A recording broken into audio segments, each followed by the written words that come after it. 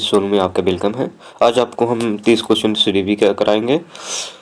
तो कुछ लोग बोल रहे थे कि आप जो है सही से उच्चारण नहीं कर पाते हैं, तो हम आप लोगों को बता दें, पहली बार मतलब वीडियो ही बना रहे हैं, इसलिए रुक रुक के जा रहे हैं, तो उसके लिए हम सॉरी चाहते हैं। तो चलिए हम समय को ना गवाते हुए हम पहला क्वेश्चन करते हैं। पहला है सामाजिक और शारीरिक आधार पर महिला और पुरुष में भिन्नता है। इस कथन का मुख्य लक्ष्य है कि महिला और पुरुष के भेद को व्यवहार के समुचित समझा जा सके। पहला है समायोजित, दूसरा है लिंग, तीसरा है मनोवैज्ञानिक, चौथा है तुलनात्मक। आप लोग बताइए इसमें से कौन सा ऑप्शन सही होगा। फटाफट जवाब दीजिए। आप लोग कमेंट कर बताइएगा आप लोगों का 30 क्वेश्चन में कितना सही हुआ है। इसमें दूसरा है लिंग से। दूसरा क्वेश्चन देखते हैं। शिक्षण का वह तकनीक जिसमें मूल प्रवृत्तिक अभिप्रेरणा का गुण पाया जाता है। पहला है कथन तकनीक, दूसरा है शिक्षार्थियों के साथ अन्योन्य क्रिया, तीसरा है खेल पद्धति, चौथा है व्याख्यान तकनीक। आप लोग बताइए इसमें से कौन सा ऑप्शन सही होगा। इसमें है दूसरा, शिक्षार्थियों के साथ अन्योन्य क्रिया। तीसरा क्वेश्चन है राष्ट्रीय शिक्षा नीति 2020 के अनुसार मूल्यांकन का उद्देश्य क्या है।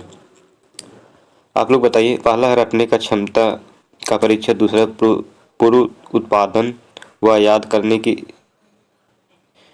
याद रखने की क्षमता का मापना, तीसरा है बच्चों को सीखने की प्रक्रिया में मदद करना, चौथा है पूरे देश में बच्चों को तुलना करने के मानदंड बताना। आप लोग बताइए इसमें से कौन सा ऑप्शन सही होगा।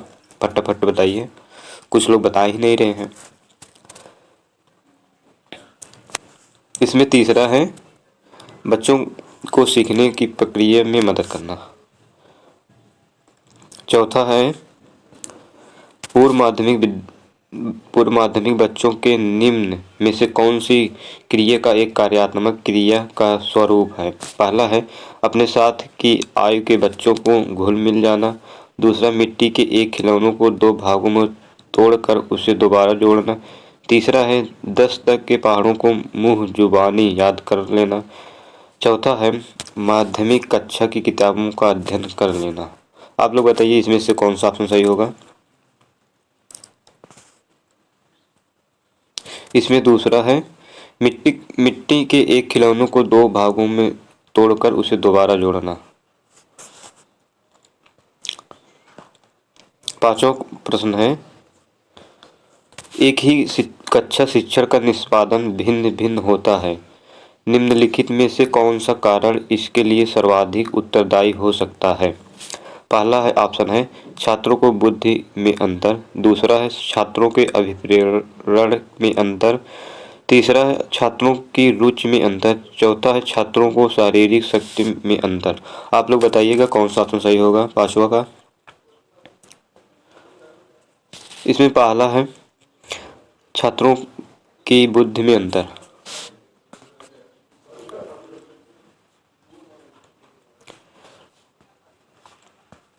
छठवां क्वेश्चन है निम्न में से किस कथन में बुद्धि और बुद्धि परीक्षण के महत्व का पता चलता है।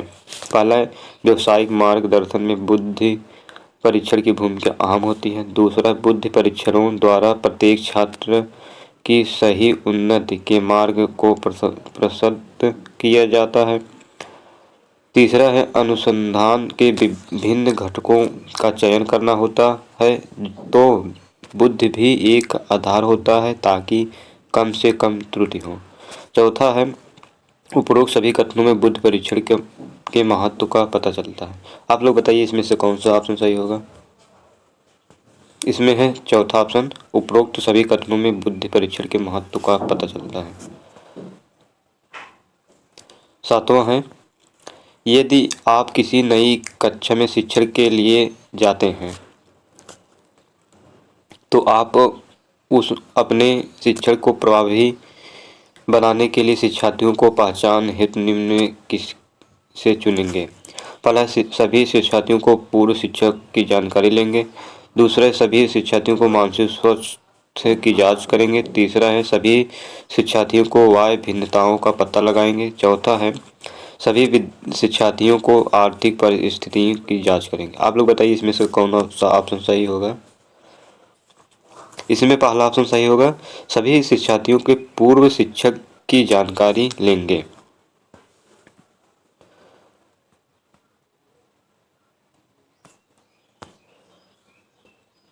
आठवां है, बाल केंद्रित शिक्षा का व्यवहार में लाने वाले शिक्षक के लिए निम्नलिखित में से किसकी जानकारी रखना अधिक आवश्यकता है। पहला है, शिक्षक के लिए बालक के व्यवहार में मूल आधारों के बारे में जानने से अधिक आवश्यकता यह है कि वह अपने परिवार के बारे में जाने। दूसरा है, शिक्षक केवल बालक की रुचियों को जाने। तीसरा है, शिक्षक को बालक के बारे में भले ही कुछ जानकारी ना हो किंतु उसकी परिवार की आर्थिक स्थिति के बारे में अवश्य पता होना चाहिए। चौथा है, बालक के संबंध में शिक्षक को उसके व्यवहार के मूल आधारों, आवश्यकताओं, मानसिक स्तर, रुचियों, योग्यताएं, व्यक्तित्व इत्यादि का विस्तृत ज्ञान होना चाहिए। इसमें आप लोग बताइए इसमें से कौन सा सही होगा। इसमें है ऑप्शन नंबर चौथा सही रहेगा। बालक के संबंध में शिक्षक को उसके व्यवहार के मूल आधारों, आवश्यकताओं, मानसिक स्तर, रुचियों, योग्यताओं, व्यक्तित्व इत्यादि की विस्तृत ज्ञान होना चाहिए।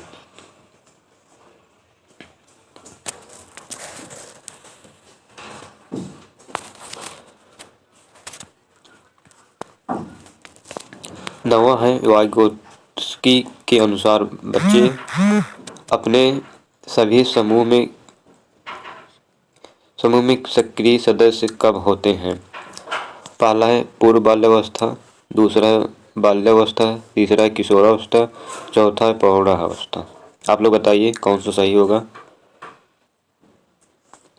इसमें तीसरा है, रुको एक मिनट।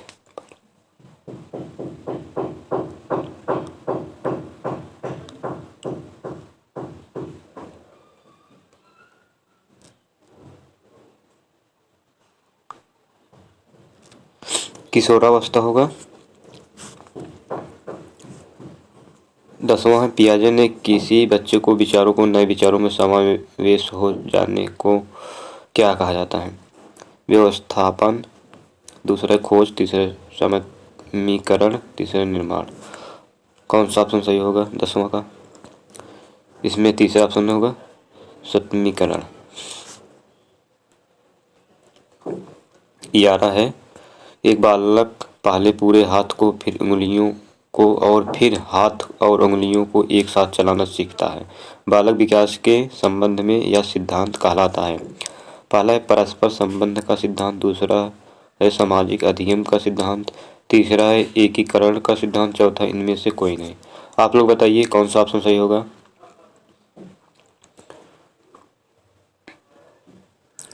तीसरा है एकीकरण का सिद्धांत।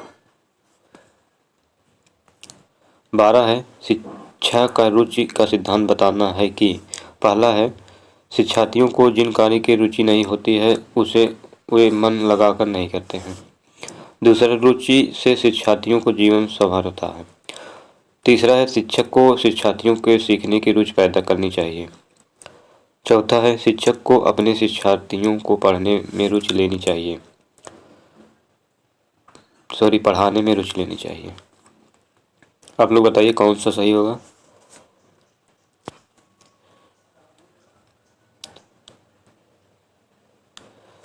इसमें पहला ऑप्शन सही है, शिक्षार्थियों को जिस कार्य में रुचि नहीं होती है वे मन लगाकर नहीं करते हैं।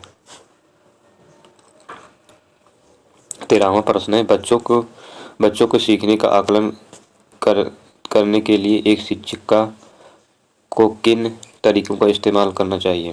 पहला है कक्षा में की गई अंतःक्रिया। दूसरा है परियोजना। तीसरा है पोर्टफोलियो। चौथा है आत्म आकलन। आप लोग बताइए इस कूट में कौन सा ऑप्शन सही होगा।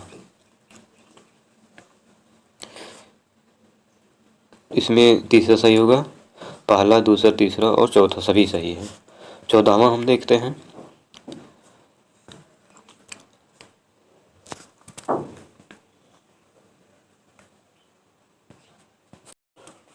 14वां प्रश्न देखते हैं। आनव 3 अंकों की संख्याओं को जोड़ करने में अकेले संघर्ष करता है, किंतु शिक्षिका को मदद से वह ऐसा करने में सक्षम है। लेव वाइगोत्स्की के सिद्धांत के अनुसार क्या दर्शाता है? पहला है समीपस्थ विकास का क्षेत्र, दूसरा है पुनर्बलन, तीसरा है परिपक्वता, तीसरा है प्रतीकवाद। आप लोग बताइए कौन सा ऑप्शन सही होगा? इसमें पहला सही होगा समीपस्थ विकास का क्षेत्र। 15वां हम देखते हैं। आप यदि शिक्षार्थियों को सामाजिक रूप में समुन्नत एवं परिपक्व करना चाहते हैं तो क्या करेंगे? पहला है आप कक्षा में संदर्भ में शिक्षार्थियों को पर्याप्त अवसर प्रदान करेंगे जिससे कि वे सामाजिक रूप में परिपक्व हो सकें। दूसरा है आप विद्यालय की विभिन्न क्रियाओं को शिक्षार्थियों को अधिक भाग लेने के लिए प्रेरित करेंगे। तीसरा है आप शिक्षार्थियों को विभिन्न सामाजिक क्रियाकलापों में भाग लेने के लिए प्रोत्साहित करेंगे। चौथा है शिक्षार्थियों को शांत रहकर बैठने को कहेंगे। आप लोग बताइए 15 का कौन सा सही होगा?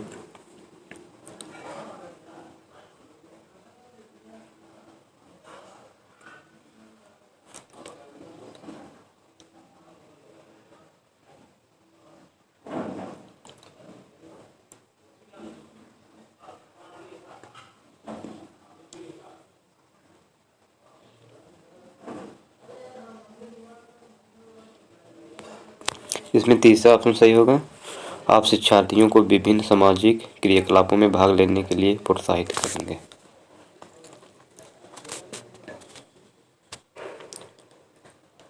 16 है एक शिक्षक को ऐसी गतिविधियों को रूपरेखा तैयार करनी चाहिए जो की बढ़ावा दें। पहला है निराशा,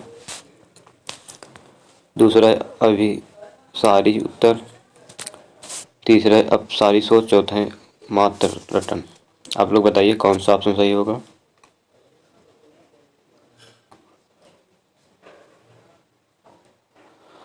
इसमें अपसारी होगा। 17 है प्रगतिशील शिक्षक की विशेषताएं नहीं है। पहला है शिक्षक के व्यवहार का आत्मीयता का से परिपूर्ण होना। दूसरा है शिक्षार्थियों में उत्तरदायित्व की भावना का विकास करना। तीसरा है शिक्षक को केंद्र बिंदु मानकर चलना। चौथा शिक्षार्थी के सर्वांगीण विकास के मुख्य आधार मानना। आप लोग बताइए कौन सा ऑप्शन सही होगा 17 का? इसमें है तीसरा शिक्षक को केंद्र बिंदु मानकर चलना।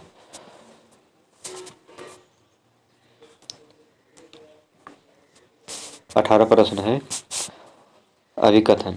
ये है बच्चे अपनी संस्कृति में व्यवहार करने में उपयुक्त तरीके अपने दोस्त, मीडिया जैसे कई स्रोतों से सीखते हैं।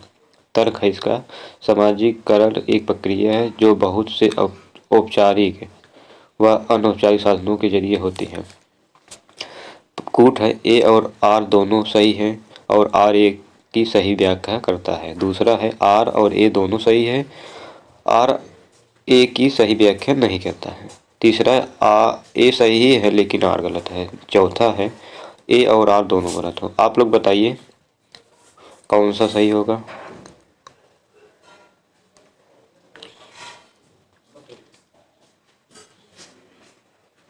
इसमें पहला सही होगा ए और आर दोनों सही है और ए की सही व्याख्या करता है। 19 प्रश्न है एक शिक्षार्थी जो से ग्रस्त है, ठीक से लिख नहीं पाता। डिस्ग्राफिया है पहला, दूसरा डिसलेक्सिया है, तीसरा अफेजिया है, चौथा डिस्कैल्कुलिया है। आप लोग बताइए कौन सा सही होगा ऑप्शन?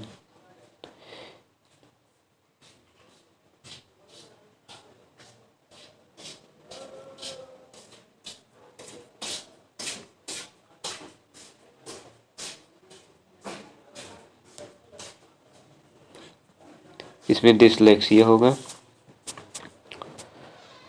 20 है वाइगोत्स्की के अनुसार इनमें से इनमें से कौन सा कारक संज्ञानात्मक विकास का महत्वपूर्ण भूमिका निभाता है? पहले भाषा है, दूसरा परिपक्वता है, तीसरा संगठन है, चौथा संतुलन है। आप लोग बताइए कौन सा ऑप्शन सही होगा।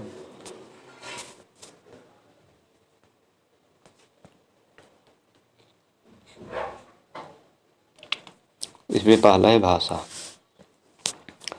21 है बुद्धि के विषय में सत्य नहीं है। पहला है बुद्धि पिछले अनुभव के उपयोग की योग्यता है। दूसरा है बुद्धि अमूर्त चिंतन की योग्यता। तीसरा है बुद्धि मूर्त चिंतन की योग्यता है। चौथा है बुद्धि सीखने की एक योग्यता है।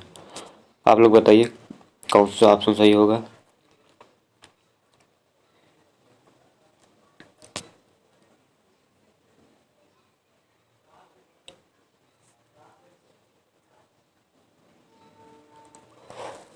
सत्य नहीं है। इसमें तीसरा सही है, बुद्धिमूर्त चिंतन की योग्यता है। 22 है निम्नलिखित में से कौन सा युग्म सुमेलित है। पहला है द्विकारिक सिद्धांत थॉर्नडाइक ने दिया था। दूसरा है समूह कारक सिद्धांत थॉमसन ने दिया था। चौथा है प्रतिदर्श सिद्धांत बीने ने। आप लोग बताइए कौन सा ऑप्शन सही होगा 22 का।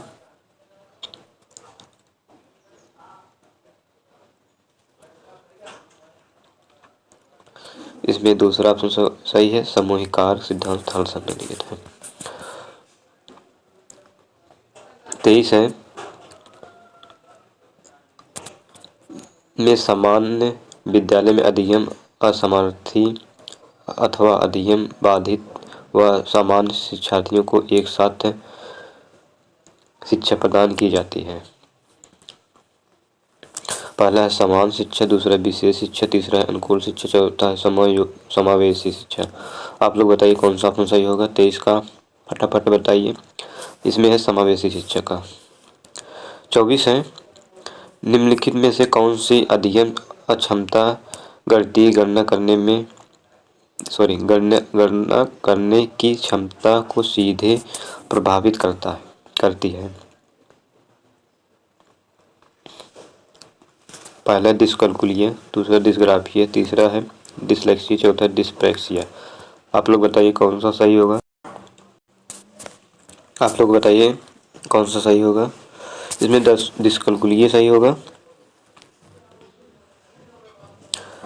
25 है लेओ वाइगोस्की के सिद्धांत के अनुसार हमारी संज्ञानात्मक संरचनाओं की बनावट व हमारी संज्ञानात्मक क्रियाओं में बदलाव किसके द्वारा होता है। पहला इनाम, दूसरा सांस्कृतिक उपकरण, तीसरा है स्कीमा, चौथा संज्ञानात्मक द्वंद्व। आप लोग बताइए कौन सा सही होगा। इसमें दूसरा है सांस्कृतिक उपकरण। 26 है मूल्यांकन का उद्देश्य क्या है। पहला है अधिगमकर्ताओं में असफलता का डर पैदा करना, दूसरा है बुरे प्रदर्शन के लिए बच्चों को शर्मिंदा करना, तीसरा है अधिगमकर्ताओं के प्रदर्शन की एक दूसरे से तुलना, चौथा है अधिगमकर्ताओं को सीखने की प्रक्रिया में मदद करने के तरीके खोजना। तो इसमें आप लोग बताइएगा कौन सा ऑप्शन सही होगा 26 का। इसमें चौथा ऑप्शन सही होगा, अधिगमकर्ताओं को सीखने की प्रक्रिया में मदद करने के तरीके खोजना। 27 है अक्षरों को एक लंबी श्रृंखला को यादगार और सार्थक भागों में समूहित करके याद रखने की रणनीति क्या कहलाती है। समावेशन, दूसरा है खंडीकरण, तीसरा है अनुबंधन, चौथा अधिसंज्ञान। आप लोग बताइएगा कौन सा ऑप्शन सही होगा 27 का। इसमें दूसरा है खंडीकरण।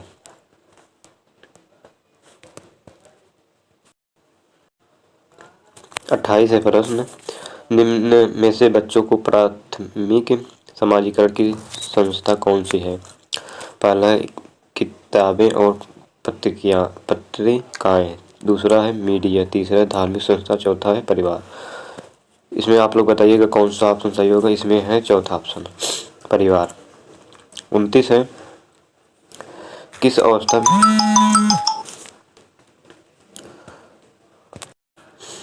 29 है, किस अवस्था में प्रतीकात्मक खेल बढ़ता है? संज्ञानात्मक विकास में समर्थन देता है। शैशवावस्था में, प्रारंभिक बाल्यावस्था में, तीसरा है मध्य बाल्यावस्था में, तीसरा चौथा किशोरावस्था में। आप लोग बताइएगा कौन सा ऑप्शन सही होगा। इसमें प्रारंभिक अवस्था होगा, दूसरा ऑप्शन सही है। लास्ट प्रश्न देखते हैं।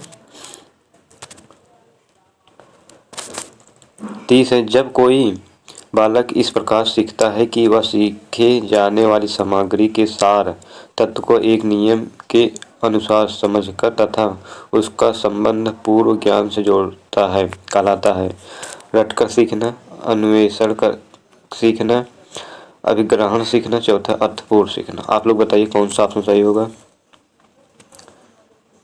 चौथा है अर्थपूर्ण सीखना। आप लोगों को वीडियो कैसा लगा आप लोग कमेंट कर बताइएगा, और इसमें आप लोग 30 प्रश्न में कितना सही हुआ है आप लोग बताइएगा। आप लोग बता नहीं रहे हैं कितना सही हो रहा है कितना नहीं। ये वीडियो केवल प्रैक्टिस सेट है, ना कि समझाने के लिए। समझाने के लिए अगर कराएंगे तो कम से कम 1.5-2 घंटा कराएगा 30 क्वेश्चन। इसी वजह से हम केवल इसका उत्तर करा दे रहे हैं, आप लोग देख लेना, अपने अनुसार समझ लेना। अगर आपको वीडियो अच्छी लगी तो आप वीडियो को लाइक कमेंट शेयर करें। Thank you.